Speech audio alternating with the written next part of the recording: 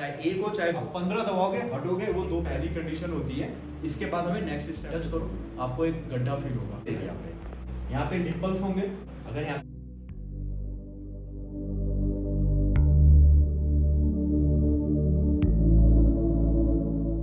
है ना कि हम क्यों देना चाहते हैं, किसी भी मरीज को तो देंगे नहीं, है ना। अगर हम किसी को देना चाह रहे हैं तो कुछ मन में थॉट रहता है ना कि हाँ इसको देना है, इसको नहीं देना, ऐसे देना है, इस टाइप से देना है, ऐसे, ठीक है। तो ऐसे मरीज जैसे जिनको आप देखते होंगे करके कि कभी कभी क्या होता है, दिल का दौरा पड़ गया, सांस लेने में दिक्कत हो रही है। शिवाजी मूवी देखी है किसी ने, शिवाजी द बॉस करके, रजनीकांत की मूवी सभी देखते हैं ना। तो उसमें वो देखा नहीं था कि आपने कि वो जब हॉस्पिटल बन रहा होता है तो छोटे बच्चे को इलेक्ट्रिक शॉक लग जाता है, तो डॉक्टर को देखा होगा आपने CPR देते हुए कर रहा है या नहीं कर रहा है। अगर ऐसा रहता है कि बिल्कुल रिस्पॉन्ड नहीं कर रहा है, ठीक है, तो ये एक पहली कंडीशन होती है। इसके बाद हमें नेक्स्ट स्टेप पे जाना है। नेक्स्ट स्टेप क्या करोगे आप, पहले तो आपने देख लिया कि भाई वो बिल्कुल रिस्पॉन्ड नहीं कर रहा है। दूसरे स्टेप पे क्या करो, आप उसकी पल्स देखो। अब ये थोड़ा मेडिकल टर्म हो जाता है, कहाँ देख सकते हैं, कुछ आइडिया को पल्स अगर किसी को मैं बोलूंगा जो होते हैं ना नाड़ी टाइप की देखते हैं, कहाँ देखते हैं, हाँ वेरी गुड, यहाँ पे जैसे भी नहीं आती, लेकिन इसको बोलते हैं हम कैरोटिड। तो कहाँ देखते हैं, बहुत ईजी तरीका है। जैसे ये हमारा जो है ये थायराइड कार्टिलेज बोलते हैं इसको। कुछ समझ में नहीं आए तो दो अंगूठे ना इसको इधर लेके जाओ, लगभग 2 अंगूठे के डिस्टेंस में। कुछ भी समझ में नहीं आया, इसके 2 अंगूठे लगभग यहाँ जाओ और यहाँ पे प्रेस करो, करके देखो एक बार आप। 2 अंगूठे जस्ट हल्का सा जाओ और प्रेस करो, थोड़ा दबा के देखो क्या कुछ फील हो रहा है। पक्का सिर्फ 2 अंगूठे जाना है, ज्यादा दूर नहीं जाना, तो आपको फील होगा। तो ये यही है कैरोटिड पल्स, जिसको फील करना है, ठीक है। कुछ और पल्स की जरूरत नहीं है, सिर्फ ये देखो, उसको थोड़ा सा प्रेस करोगे तो आपको फील आ जाएगा। अगर मरीज को ये भी नहीं मिल रहा है, ठीक है, एक तो था कि बिल्कुल रिस्पॉन्ड नहीं कर रहा है और दूसरी चीज ये नहीं मिल रही, तो यही है साइन जिसमें आपको स्टार्ट। अगर आपको ये पल्स मिल गई, कोई भी पल्स मिल गई, कभी स्टार्ट नहीं करना। मरीज ने आंखें देख के भी बोल दिया, ऐसा भी कर दिया, तो भी स्टार्ट नहीं करना। जैसे ही आपको ये नहीं मिली, ये कैरोटिड नहीं मिली, तुरंत स्टार्ट करना। इतना समझ में आया आपको, ठीक है। अब जैसे ये है कि आपने पल्स देखा, यहाँ पे आपको कैरोटिड नहीं मिली। बच्चों के केस में क्या होता है कि बच्चों के केस में हमें ज्यादातर हम लोग जो देखते हैं वो या तो हम यहाँ की नाड़ी देखते हैं या पैरों की देखते हैं करके, ठीक है। ये थोड़ा डिफिकल्ट रहता है, बट ऐसा है कि आप मोटा आप समझ सकते हो करके कि यहाँ की जो नाड़ी रहती है, तो इसमें भी ऐसा रहता है कि बीच अगर कुछ नहीं समझ में आएगा तो थोड़ा बीच में और हल्का सा साइड में अगर आप दबाओगे तो बच्चों में मिल जाता है यहाँ पे, ठीक है। लेकिन अगर आप एडल्ट वगैरह के लिए देख रहे हो तो प्रॉपरली यही होता है, ठीक है। तो ये सबसे बड़ा इंडिकेशन है कब आपको कंप्रेशन स्टार्ट करना है। क्लियर, इतना समझ में आ गया। तो हमने अभी तक ये देखा कि क्या होता है CPR। दूसरी चीज हमने देखी किन किन लोगों में आवश्यकता पड़ सकती है। तीसरी हमने देखी कि किसमें हमें CPR देना है, किसमें नहीं देना है। इतना तो बेसिक है, ठीक है। उसके बाद अब शुरुआत करते हैं कि स्टार्ट कैसे करना है, जो सबसे इंपॉर्टेंट चीज है। जैसे आप ट्रैकिंग पे गए, ट्रैकिंग पे जाते जाते तुरंत क्या हुआ, कोई बेहोश होकर गिर गया। जैसे आप कोई बेहोश हुआ, आपने पूछा, नहीं कर रहा है रिस्पॉन्ड, आपने तुरंत कैरोटिड देखी, नहीं आ रहा है। अब आपको इतना पता है कि भाई इसको तो मुझे CPR देना ही देना है, ठीक है। तो आप सबसे पहले क्या करोगे, उसको जो इंसान गिरा है, ठीक है, उसको पहले ऐसी जगह लेके जाओगे जहाँ पे भीड़ भड़ाका कम होगा, ठीक है। बिल्कुल साइड में लेके जाना है जहाँ पे ज्यादा लोग ना हो, इस टाइप से। तो इसको हम बोलते हैं कि सिक्योर द सेफ्टी, मतलब जो एरिया है उसको हमें सेव करना है, उसको हमें वहां लेके जाना है। मतलब भीड़ भड़ा के इलाके में नहीं, या तो लोगों को बोलो दूर चले जाओ, या आपको उनको कहीं सेफ जगह पे लेके जाना है। दूसरी जो जगह बिल्कुल जो सेफ होती है, जहाँ पे उस मरीज को रखना है, ट्राई करना है कि वो फ्लैट हो, ऐसा समतल टाइप का हो, ठीक है। अगर ग्राउंड है तो थोड़ा साफ सफाई करके, या कभी कभी अगर स्ट्रेचर मिल गया वहाँ पे कहीं पे, या कोई टेबल मिल गई, जैसे रहता है कि ट्रैक के टाइप पे कहीं खाने वाने की जगह पे वहाँ पे हो गया, तो टेबल अगर ऐसी फ्लैट है तो टेबल पे रख लिया करके, मतलब कुछ भी ऐसा जो फ्लैट हो, ठीक है, ये इंपॉर्टेंट है। उसके बाद जो सबसे पहले स्टार्ट होता है, फिर से जैसे आप रखोगे, फिर से आप दोबारा उससे नाम पूछोगे। हमेशा जब भी CPR चेक करना है कि किसको दे रहे हैं, ठीक है, तो एक बीच की हड्डी होती है, ठीक है। ये वाली जो बीच की आप टच करोगे तो आपको एक हड्डी फील होगी, एक बार टच करके देखो, आपको फील हो रहा है बीच में एक हड्डी है ना। तो इस हड्डी को हम स्टर्नम बोलते हैं। जरूरत नहीं है इसका नाम जानने का, बस पता होनी चाहिए कि बीच में एक हड्डी होती है। जो हमारा दिल होता है, दिल इसके पीछे ही होता है, ठीक है। तो जितना आप इसको प्रेस करोगे, आइडियली तो हम लोग ऐसा बोलते हैं कि लगभग 5 से 6 सेंटीमीटर या 2 इंच तक प्रेस होना चाहिए। तो आप इसको प्रेस करोगे तो दिल को जो है, ठीक है, जहाँ पे जो हमारा दिल है वो प्रेस होगा, जिससे ब्लड सर्कुलेशन जाएगा। तो कहाँ रखना होता है अपना हाथ, ये इंपॉर्टेंट होता है। तो हमें हमेशा क्या रखना होता है कि एक हाथ हमारा ये बिल्कुल ऐसा फ्लैट जाएगा, दूसरा हाथ इसको सपोर्ट करेगा ऐसे करके, जैसे नक्कल बांधते हैं हमने, ठीक है ये। और उसको क्या करना होता है कि ये जो हमारी हड्डी है, हड्डी के निचले 1/3 हिस्से पे, जैसे अगर आप पूरी हड्डी देखोगे, हड्डी मेरी यहाँ से स्टार्ट होगी, यहाँ से टच करो आपको एक गड्ढा फील होगा, यहाँ से स्टार्ट होके यहाँ पे खत्म होगी, जस्ट पेट के थोड़ा सा वहाँ पे। तो ये पूरी लेंथ है हड्डी की, लगभग नीचे के 1/3 एरिया पे, ठीक है। और अगर आपको फिर भी नहीं समझ में आएगा, कुछ भी समझ में आएगा, तो निप्पल का लेवल देखना। तो निप्पल के ऑलमोस्ट राइट, कोई बात नहीं। अगर ये समझ में नहीं आता 1/3 क्या होता है, 2/3 क्या होता है, कुछ मैटर नहीं करता। आप निप्पल का लेवल देखो, निप्पल के लेवल पे आपको रखना है हाथ ऐसा, ठीक है। जैसे ऐसा लेटा हुआ है, ये माना उसकी हड्डी है, जैसे ये हड्डी है, ठीक है। अब मैंने तो बोला कि इसका 1/3 होना चाहिए, लोअर 1/3 ना। आपको ये समझ में नहीं आ रहा है, कोई बात नहीं। यहाँ पे निप्पल्स होंगे, निप्पल के लेवल पे रख दो ऐसे, क्लियर। ये समझ में आया पोजीशन क्या, ठीक है। तो जब हम पोजीशन लेते हैं करके, तो हमारा हाथ ऐसे ही रहने वाला है, ठीक है। अगर यहाँ पे मैन्यूकर होता तो मैं अच्छे से बताता, बट इमेजिन करो आप कि ये एक हड्डी है, ठीक है, जो बीच वाली हड्डी है हमारी, ठीक है। इसका निप्पल्स, अगर निप्पल यहाँ पे है तो निप्पल के लेवल पे हमको ये हाथ ऐसे रखना है, ये हाथ ऐसे ही रहना चाहिए। अब हमें कंप्रेशन स्टार्ट करना होता है। तो कंप्रेशन में जो जोर लगता है करके ना, वो ऐसे नहीं, वो कंधों से आना चाहिए। ये जो हमारे कंधे होते हैं, शोल्डर, ठीक है। तो शोल्डर से ऐसे आएगा, हम ऐसे प्रेस करेंगे। तो प्रेस करने का कैसा रहता है कि हमें ये पता होना चाहिए कि अगर फॉर एग्जांपल आप अकेले हो, अकेले जा रहे हो और आपने एक लोगों की मदद ली, तो जो जिसकी हम मदद लेते हैं उसको हम बोलते हैं रेस्क्यूअर, ठीक है, रेस्क्यूअर। तो अगर एक मदद करने वाला है तो हमें 30 कंप्रेशन देने हैं, ठीक है। अगर एक मदद करने वाला है, तो अगर एक मदद करने वाला है, जैसे आपके साथ एक ही सिर्फ मदद करने वाला है, तो हमें 30 बार दबाना है, ठीक है। 1 2 3 4 5 6 7 8 9 10 ऐसे करके 30 बार, ठीक है। तो आइडियली हम लोग ऐसा बोलते हैं कि 1 मिनट में, लगभग 1 मिनट में हमको 90 तक तो कंप्रेशन देना ही देना है, ठीक है।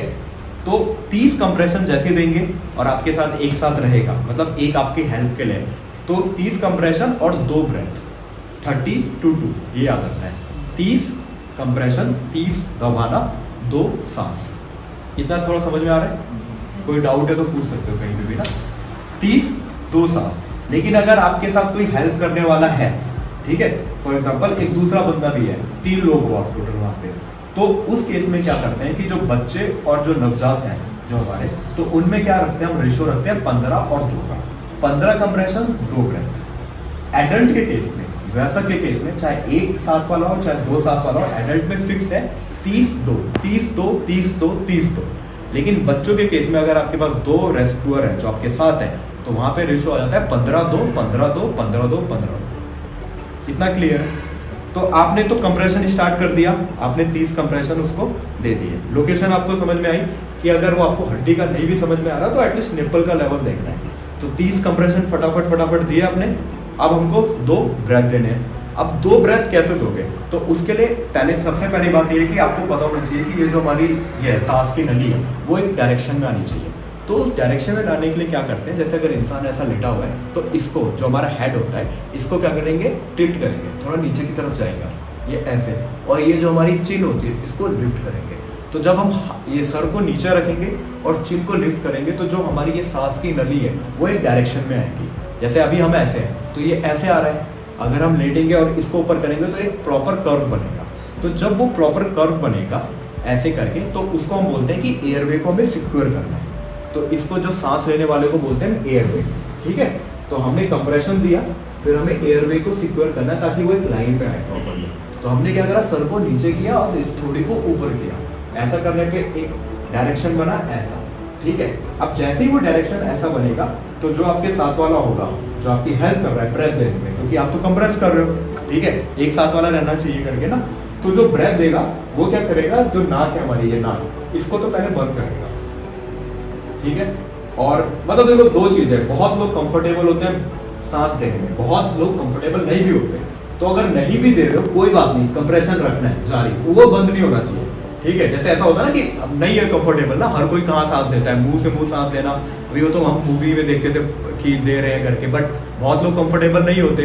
तो इसका मतलब ये नहीं कि आप कंप्रेशन रोक दोगे, ठीक है, कंप्रेशन तो चलेगा ही चलेगा, ठीक है। लेकिन अगर सच में जैसे अगर कोई है या दे सकता है सांस मुंह से, तो वो क्या करेगा, ये करने के बाद मुंह रखेगा, ठीक है, नाक को दबाएगा, ये हमारी नाक को दबाएगा और जोर से उसमें सांस भरेगा।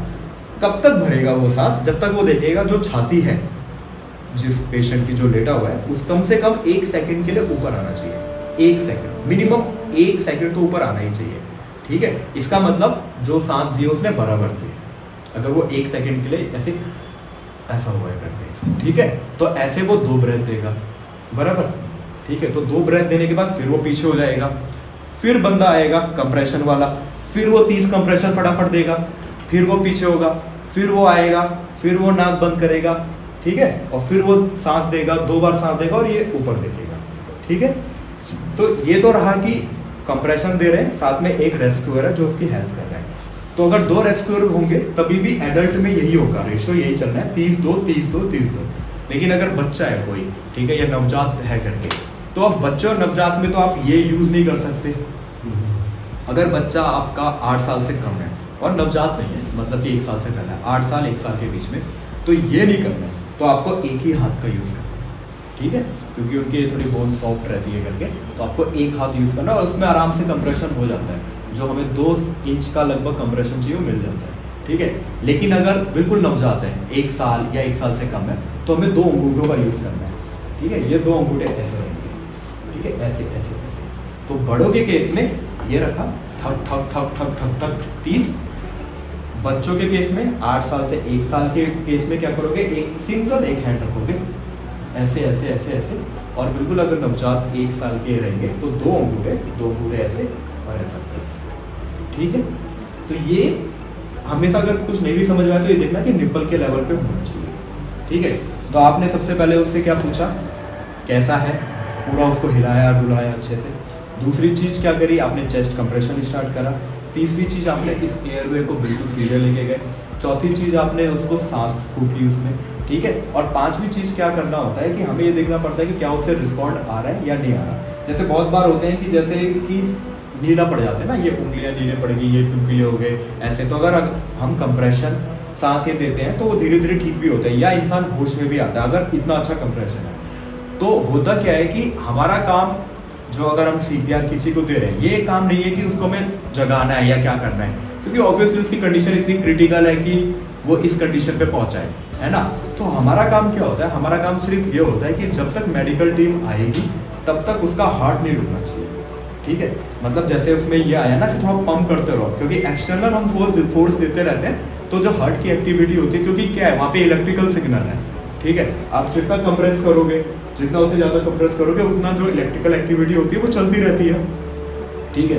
तो मेन इसका ये है कि हार्ट में जो ये है क्या बोलते हैं खून है, दबाने के बाद वो खून जाना चाहिए। कहाँ जाना चाहिए, ऑर्गन्स, मतलब जो हमारे ये होते हैं ना ऑर्गन्स रहते हैं। तो जरूरी क्या क्या है, सबसे इंपॉर्टेंट रहता है ऐसे देते हैं, ठीक है। तो वो तो ऐसा रहता है कि जो मशीनें हॉस्पिटल में रहती हैं, ठीक है। अब जैसे ऑटोमेटेड वाला आ गया है ना, आप बस पैड को रखोगे, वो मशीन ही आइडेंटिफाई करेगी कि भाई दिल की हार्ट रेट कैसा है और वो खुद ही वो स्टॉप कर देगी, ठीक है। तो इसका काम यही रहता है कि तब तक हमें एक टाइम लिमिट मिल जाता है कि तब तक भाई जो वाइटल ऑर्गन है वहाँ तक हमारी ऑक्सीजन ये सब जो ब्लड के थ्रू जाना है वो पहुँच जाएंगे। तो CPR का जो क्रक्स है वो यही है, ठीक है। तो एक बार दोबारा से बताता हूँ मैं ताकि याद रहेगा। सबसे पहले CPR किनको करना चाहिए, सबको पता होना चाहिए, ऐसा कुछ है ही नहीं कि नहीं पता होना चाहिए। सब नॉर्मल लोग हैं, घर पे मम्मी पापा हो गए, ठीक है, ये पुलिस में कोई हो गया करके, कोई भी स्टाफ, सबको CPR पता होना चाहिए। CPR एक बेसिक लाइफ सपोर्ट है, जो सब कुछ आपको लगा कि नहीं मिल रही है पल्स, तो CPR स्टार्ट करना है। CPR स्टार्ट करने के लिए सबसे पहले लोगों को क्लियर ऑफ करना है, ठीक है। आपके ये फिक्स है, चाहे 1 हो चाहे 2 हो, ये फिक्स है। बच्चों के केस में क्या होगा, अगर रेस्क्यूअर 1 है तो 2 ब्रेथ, लेकिन अगर रेस्क्यूअर आपके पास 2 है तो 30 की जगह 15 हो जाएंगे। आप फिर 30 नहीं दबाओगे, आप 15 दबाओगे, हटोगे, वो 2 ब्रेथ देगा, फिर 15 के बाद दबाओगे। लेकिन एडल्ट के केस में फिक्स है, चाहे 1 हो चाहे 2 हो, आपको 30 ही दबाना है। 30 दबाने के बाद 2 ब्रेथ देने हैं, ठीक है। लेकिन बच्चों के केस में अगर आपके पास 2 हैं तो 15 दबाओगे, हटोगे, फिर वो आएगा, फिर 2 ब्रेथ देगा, तो वहां पे 15:2 हो जाता है। ये चीज है, ठीक है। तो आपको बेसिकली ये करके एक समय लेना है, और जैसे ही आपके पास समय आ गया तो तब तक मेडिकल टीम को कॉल किया, ये सब किया, फिर आगे का काम वो देखेंगे।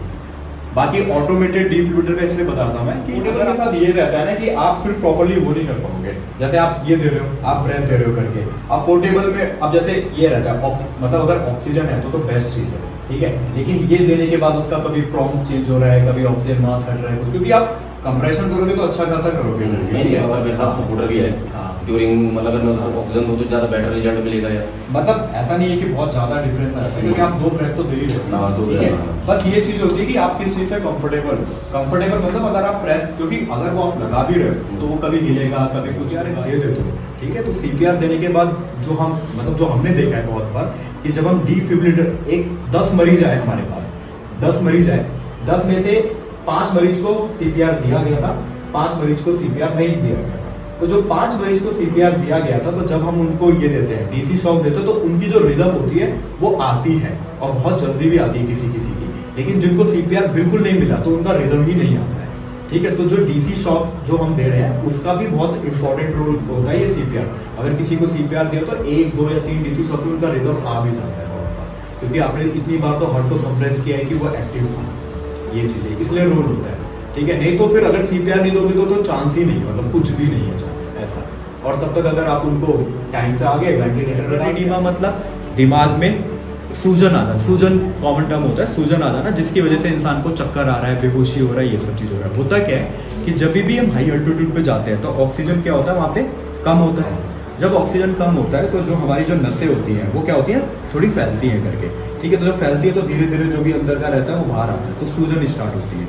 तो 2 ही बीमारियां होती हैं हाई अल्टीट्यूड पे, एक बोलते हैं हैसे सेरेब्रल एडिमा, एक बोलते हैं हैपे पल्मोनरी एडिमा। ये 2 चीजें, इनके लिए जो ड्रग ऑफ चॉइस रहती है, देखो बहुत टिपिकल अगर रहता है तो मेडिकल प्रोफेशनल लिखते हैं हम लोग कि किसमें हमें क्या देना है, लेकिन 2 ड्रग रहती है, एक होती है निफेडिपिन, ठीक है, और दूसरी रहती है एसिटाजोलामाइड, ठीक है, जो डायमॉक्स के नाम से बहुत फेमस रहती है करके, ठीक है। तो एसिटाजोलामाइड और निफेडिपिन 2 ड्रग रहती है। बाकी देने का जैसा भी रहता है तो मेडिकल प्रोफेशनल वगैरह जो भी होंगे जो आपकी हेल्प करेंगे, लेकिन अगर 2 ड्रग अगर आप अपने किट में रखना चाहो तो एक निफेडिपिन रखो जो कि कैल्शियम चैनल ब्लॉकर के ग्रुप में है, और दूसरी अगर आपको रखना है तो एसिटाजोलामाइड। और कुछ नहीं भी है आपके पास तो एसिटाजोलामाइड तो होना ही होना चाहिए, जो डायमॉक्स के नाम से होती है, ठीक है। वो एक ऐसी ड्रग है मतलब जो जिसको बोलते हैं जो सच में मतलब जिसने अफेक्ट चेंज करती है हर चीज़ के लिए। तो कुछ नहीं भी हो तो एसिटाजोलामाइड भी रखा तो भी मोर देन इनफ है। बाकी तो जो आपके मेडिकल प्रोफेशनल होंगे वो बता देंगे किस हिसाब से डोज देना है कैसे। तो निफेडिपिन, और निफेडिपिन भी अगर नहीं मिल रहा है करके तो एटलीस्ट एसिटाजोलामाइड ये रखिए, ये भी बहुत है, मोर देन इनफ है, क्योंकि हाई अल्टीट्यूड सिकनेस या इन सब में यही दवाई रहती है जो हम सबसे पहले देते हैं। और एक और इम्पोर्टेंट चीज़, अगर आपको लग रहा है कि भाई आपके साथ कोई ये जा रहे हैं टूरिस्ट जा रहे हैं और आपने मेडिकल प्रोफेशनल को दिखाया, उन्होंने दवाई दे दी, देने के बाद भी वो बोले कि नहीं सर मेरे को ठीक नहीं लग रहा है, मेरे को चक्कर आ रहा है। अब आप 100 पेशेंट को दोगे तो हो सकता है 30 रिस्पॉन्ड करे, बाकी रिस्पॉन्ड नहीं करे, तो आप डिसाइड कब करोगे कि नहीं भाई अभी नहीं करना है, अब वापस जाना है ऐसा। तो अगर वो दवाई लेने के बाद भी हो सकता है आधे 1 घंटे में आराम करने के बाद भी उसको नहीं हो रहा, उसको सिम्टम्स लक्षण है ही, तो जो सबसे अच्छा इलाज जो इसका बोला जाता है वो यही बोला जाता है डिसेंट कर जाओ। कोई भी दवाई एक लिमिट के बाद असर नहीं करेगी, ठीक है, चाहे आपके पास निफेडिपिन हो, चाहे आपके पास एसिटाजोलामाइड हो, कुछ भी हो। अगर बेस्ट इलाज अगर कोई पूछेगा इवन आफ्टर टेकिंग दवाई एंड ऑल, तो भाई नीचे डिसेंट ही करना सबसे बेस्ट इलाज होता है, ठीक है। और रैपिड डिसेंट नहीं, ऐसा नहीं कि तुरंत फट फट फट फट फट नीचे आ रहा है, जाना है, थोड़ा गैप लेना है, आराम करना है, फिर जाना है, फिर करना है, फिर ऐसे धीरे धीरे धीरे धीरे, पर उसको डिसेंट ही करना है, ठीक है। अगर आपके साथ सच में ऐसा लगे कि दवाई के बाद भी नहीं ठीक हो रहा है या उसको लक्षण है या कुछ बोल रहा है, तो कोई जरूरत नहीं है उसको ले जाने की, उसको बोलना आपको नीचे जाना है, बहुत जल्दी जाना नहीं है, जाना है, रेस्ट करना है, जाना है, रेस्ट करना है, जाना है, रेस्ट करना है, ऐसे ऐसे करके वो डिसेंट है। पे आप जैसे डाइक्लोपैरा वगैरह आता है ये रख लो, तो एक पेन किलर रखो, एक बैंडेजेस रखो, बीटाडीन तो जरूर रखो ताकि आपको ड्रिंक करना होगा, और एक नॉर्मल सलाइन की बॉटल। तो नॉर्मल सलाइन कैसा रहता है ना कि जैसे आपको सफाई करनी है किसी भी चीज़ की, आप डायरेक्टली बीटाडीन नहीं लगाते हो, ठीक है, तो आप पहले नॉर्मल सलाइन से उसे साफ करते हो चोट को, उसके बाद फिर थोड़ा बहुत बीटाडीन लगाते हो। तो वो लिक्विड फॉर्म में भी रख सकते हो, वो आपको ट्यूब आता है वो भी रख सकते हो। बैंडेजेस वगैरह इंपॉर्टेंट है, पेन किलर रखो, ठीक है। किसी को उल्टी वगैरह होती है तो ये जो दवाई एसिडिटी की दवाई हो गई, उल्टी की, ये जो कॉमन चीज़ें रहती है। बाकी जो हाई एल्टीट्यूड के लिए वो तो आपके पास एसिटाजोलोमेट लगा देना, कैनुला लगा देना, ठीक है। बाकी वो जैसे कांटेक्ट में तो रहेगा ही डॉक्टर के, वो बता तो देगा, क्योंकि उसको भी मेडिकल टर्म्स वगैरह पता रहेगी, तो वो बताते रहेंगे कि भाई इसको इंजेक्शन लगा दो ये वाला, या इसको ऑक्सीजन पे रख दो, या इसको कैनुला लगा दो, या सलाइन की जरूरत है तो वो लगा दो। तो ये जो बेसिक चीज होती है तो it can be done by ये जो 108 के फार्मासिस्ट होते हैं, वो हमेशा रहते ही है। ड्राइवर के साथ हमेशा एक 108 का फार्मासिस्ट रहता है जो ये बेसिक को कवर कर देगा। और जब तक वो नियर बाय किसी भी हॉस्पिटल के पहुंचेंगे तो जो भी आगे का जो भी ट्रीटमेंट लाइन होगा वो जो वहाँ के फर्दर डॉक्टर है वो करेंगे। ये क्वेश्चन है इसमें क्या है? तो सिम्टम्स के बेसिस पे हाइपो और हाइपर को डिफरेंशिएट करना बहुत ही मुश्किल है। हाँ, अनटिल अनलेस उसकी पूरी आंखें लाल हो रखी है और आपने हाथ रख दिया पल्स पे, आपको धक धक धक धक फील हो रहा है करके, तो आप समझ जाओगे हाँ भी बीपी बढ़ा हुआ है। अब लेकिन उसका पल्स ही मतलब आपने हाथ रख दिया यहाँ पे और आपको लग रहा है ठक ठक ठक ठक ठक करके आ रहा है, तो आपने हाथ रखा, अरे हाँ इसका तो बीपी बढ़ा होगा। आपने हाथ रखा, अरे कुछ मिल ही नहीं रहा है करके, तो बीपी कम है। हाँ, अनटिल अनलेस ऐसा ना हो तो नहीं, बट ये भी एक वो रहता है ना, हर इंसान का अलग होता है। भाई मैं कुछ ठक ठक को समझूं, आप उस ठक ठक को कुछ और समझोगे। हो सकता है आपके लिए वो ज्यादा, बट मेरे लिए हो सकता है वो नॉर्मल हो।